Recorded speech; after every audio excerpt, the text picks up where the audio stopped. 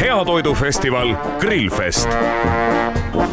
No nii, Grillfest 2022 siin me jälle oleme. Mis on sinu selle aasta leiud toidulaadalt? Siin sai natuke ringi käidud ja üht-teist näiteks neid ma otsin, kui mitu tükki on see Eesti pagari pehmik, kartuli ja röstsibulaga. Väga hea, ma proovisin ka seda. Ja siis on veel, see on väga raske asi, 3-liitrises pakis Mahlametsa mahlad. Kuule, see on täitsa kunstiteos juba välimuselt. Ja selle võib raami sisse seina peale võnna pärast. Saad jõulukingituseks sõbrale teha, on ju? Võt, teiselt peal on selline jänes. Kas see on selline, mida saab nii-öelda veega lahjemaks ka teha või ikka paned täiesti nii, et kohe jooda? See on kohe joodav, aga võib veega ja muude asjadega ka lahjendada. Siuke huvitav asi on aastelpaju viljalihaga mahle. Ja ma sain ka lõpuks targaks sellega, et võt see, et siia koguneb see asi, see nagu pinna peale siis ette. See pidigi näitama seda väärtust, et kui palju on viljaliha siin sees.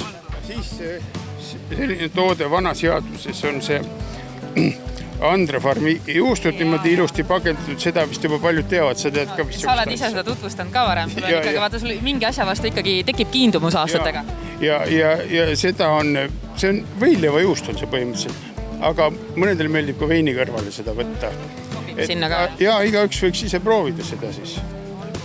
Ja siis ma leidsin sellise asja, ta ei ole väga levinud, aga tulevad siin jõudsalt turule, sealt ida poolt on selline asi nagu Narva pruulikoda. Et see on nüüd nende kali, aga neil on väga lai valik igasugused õllesid ka. Siin selline firma nagu Pösel, paljud teavad seda, aga nende uued tooted on selline srup, ta on mahlapõhi või joogipõhi on see.